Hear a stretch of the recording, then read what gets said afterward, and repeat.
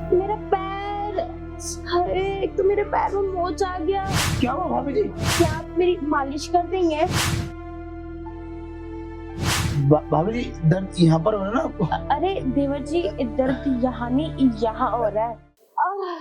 मेरा पैर, हाय, एक तो मेरे पैर में मोच आ गया है।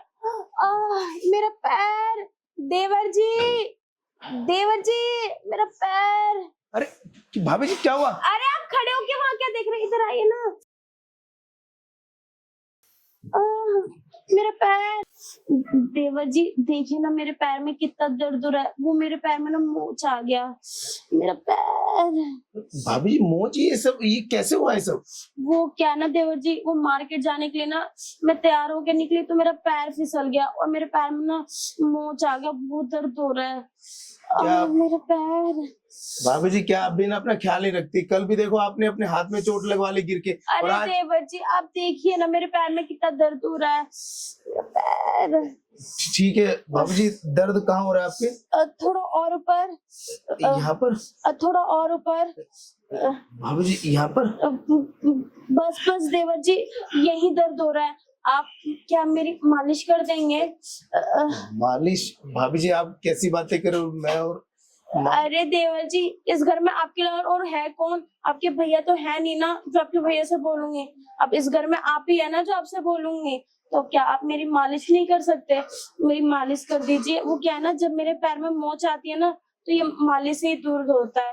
तो आप मेरी मालिश कर दीजिए। अच्छा ठीक है भाभी जी, आप कमरे में चलो, मैं आपकी ना मालिश कर देता हूँ। ठीक है।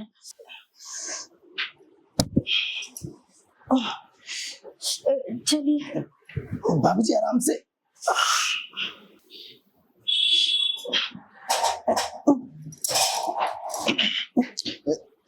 भाभी जी आराम से। आप भी ना बस देखभाल के काम नहीं करते। भाभी जी आराम से बैठो।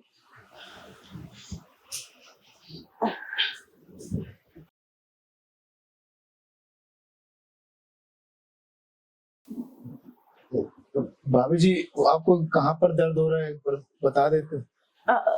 देवर जी यहाँ दर्द हो रहा है। यहाँ पर? यहाँ पे, यहाँ पे, यहाँ पर? यहाँ पे, यहाँ दर्द हो रहा है देवर अच्छा, जी।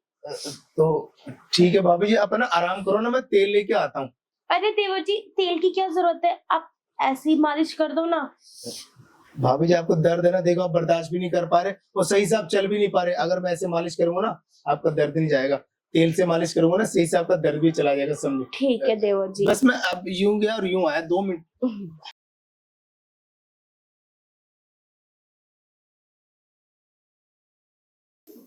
देवर जी, मेरा पैर। देवर जी कहाँ रह गए? मेरा पैर। अरे देवर जी मेरे पैर में बहुत दर्द हो रहा है। आया भाभी जी, 1 मिनट। देवर जी। अरे भाभी जी आप बिल्कुल बिल्कुल अब बर्दाश्त ही नहीं कर पा रहे। अरे देवर जी इतना दर्द हो रहा है मेरे पैर में। मुझे लग रहा है कि दर्द के मारे ना सही में आप बहुत परेशान हो रहे हो। कोई बात नहीं, अब मैं तेल लेके आ गया ना, अब आपकी मालिश कर देता हूँ। तो भाभी जी यहाँ पर दर्द हो रहा है ना आपको ज्यादा, ऐसे शुरू कर देता हूँ। भाभी जी यहीं पे हो रहा है ना आपको? भाभी जी यहीं पे हो रहा है ना दर्द?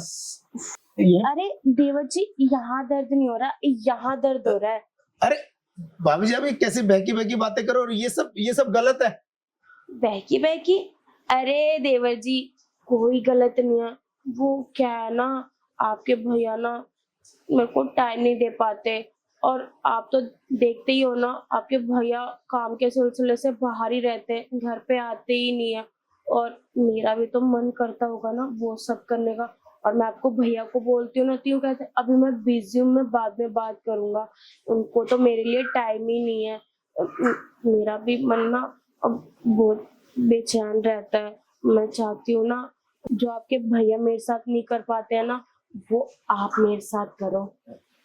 भाभी जी माना कि भैया बाहर रहते हैं और फिर घर के लिए तो अब भैया कमाते हैं, और फिर भैया ने तो मेरे को पूरे घर की। एक बात बताओ, कमाने से थोड़ी ना होता है। उनको ये भी तो सोचना चाहिए ना कि मेरी बीवी है, उसको भी तो मेरी जरूरत होगी।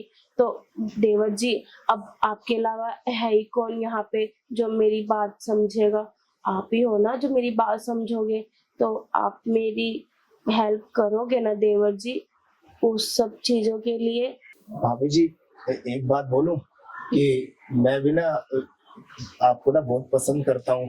मैं भी बहुत दिनों से ना आपको चाहने लग गया हूँ। मैं तो सोच रहा था कि कब मौका मिले और आपसे बोलूं, पर मुझे नहीं पता था ये मौका इस तरीके से मिलेगा।